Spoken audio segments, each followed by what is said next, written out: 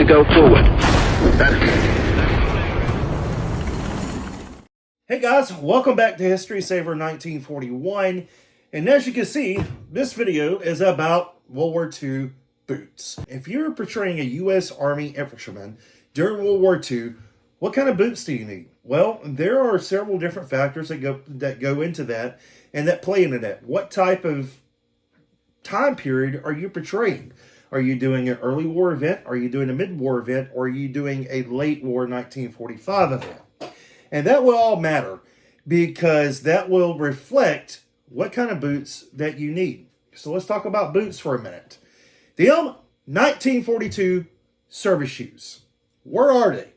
Well, let's put a picture of them up here. And as you can see, these look a lot different from the boot I have right here. The M1942 service shoe was the first phase of the war shoe. It was a lot shinier. The leather was different. Basically, the leather on that boot was the inside of this boot for the most part. It also featured a toe cap on the front. And the sole of the boot has a two-stitch pattern to it. So these boots were a lot different. Now, the rough outs eventually replaced this boot. And these are your rough outs. They're not shiny. That toe cap is now gone. And it's just a plainer shoe. They thought that this was a better option, so they started going to rough outs. Now, both the service shoes and rough outs were partnered with the gators and the canvas gators, as you see here. And this is what was worn around your leg and then covered the top of the boot. The reason for gators, yes, they are a pain in the butt to put on for one, but there was a reasoning behind it.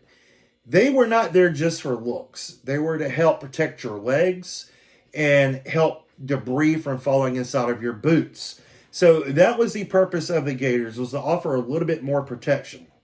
Now, even though gators are a pain in the butt to put on, I do think they look pretty good when paired with your uniform. Now, a lot of people want to wear the double buckle boots because of the gators. There's a problem with that. The double buckle boots were an improvement over the rough outs. The U.S. Army saw a reasoning to improve this shoe, to improve this boot, and to get rid of those gators completely. So what they did is in the winter of 1944-45, they started to come out and phase in the double buckle boots, which you see here.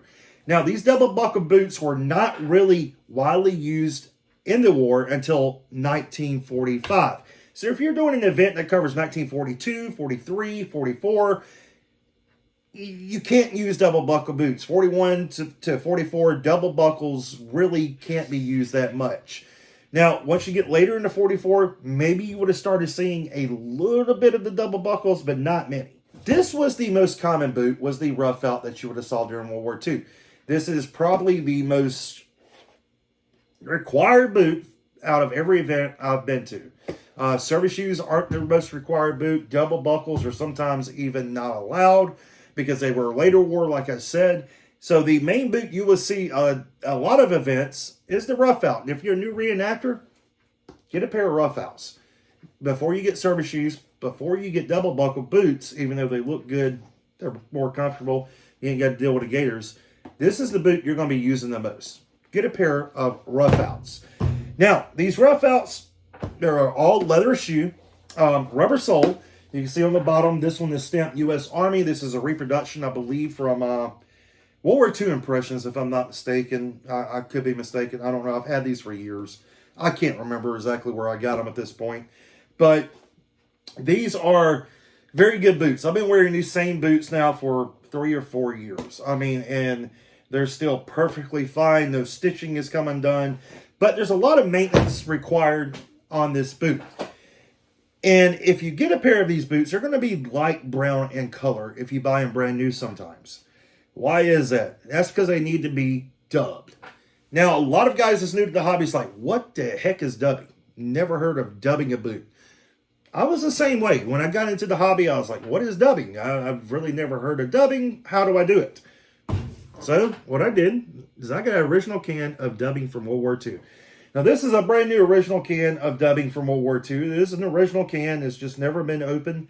And I just got this in the mail, and we're actually going to open it now. We're going to use our M1 grand bayonet to do that. And as you can see, it's like a paint can, one of the pop paint can tops. So we're going to open this bad boy up, and let's see if the dubbing inside of this is any good. By the way, here's a close-up shot of the front of the can here, so you can kind of tell what it looks like. All right, let's get her open. All right, we've got her open and released 75 years of air.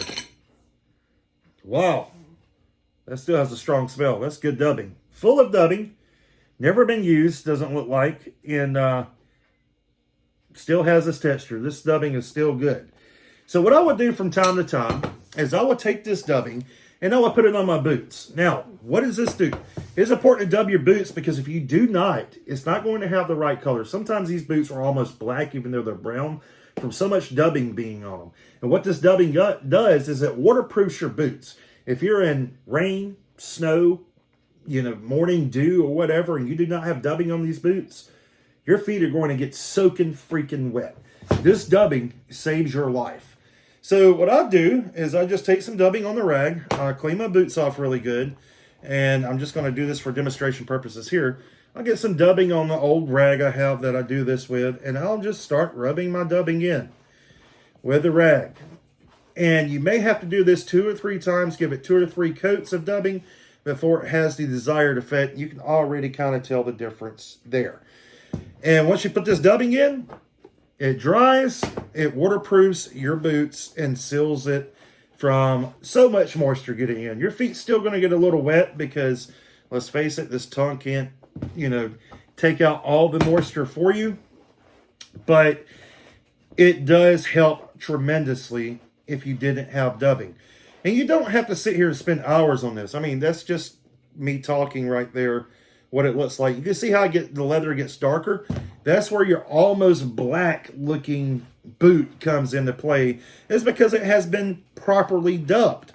And over time, after dubbing these things so many different times, they will almost turn black and it will look more like an original boot. I mean, these already kind of have an original boot look to them, which is really cool. It naturally ages your boots. And you can just tell the difference here on the boot that I just dubbed and the boot that I need to redub. Now, let's say you can't get your hands on the original dubbing. What can you use? Well, this is my favorite go-to, Snow Seal. This is pretty much the hobby standard for guys, is Snow Seal. I prefer to use the original dubbing if I can, just because it's what the guys used and on these boots. So I figured if it was good enough for them to use, why not is it good enough for me to use? And you can find this stuff pretty easily. But Snow Seal, if you don't want to use original dubbing, spending money on it, you can get some Snow Seal, order it from Amazon, and this is some good stuff. It does the exact same thing as this, no joke. And it does exactly what it says, seals it out from snow, rain, wet grass, whatever. It helps waterproof your boots. So there you go. There is how you dub your boots in a nutshell.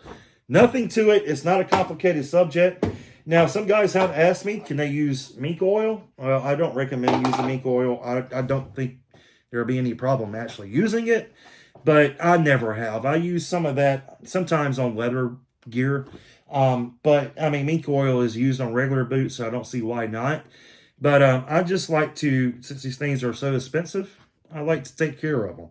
And the more you take care of them, the longer they serve you. So there you go. There's how to dub your boots and a little bit of the history of the World War II U.S. Army boot in a nutshell. Thank you for watching. Keep preserving history. Stay safe. See you in the next one.